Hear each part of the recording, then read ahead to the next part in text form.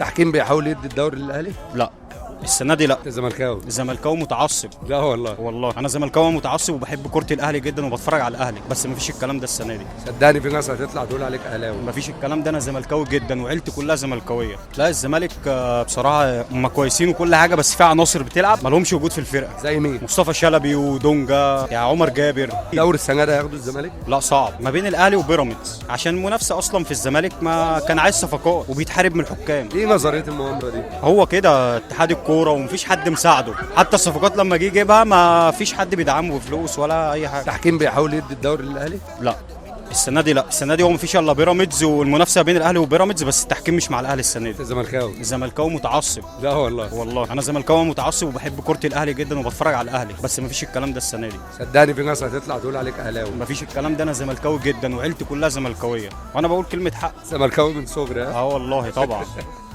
ماشي يا كوتش. حبيبك.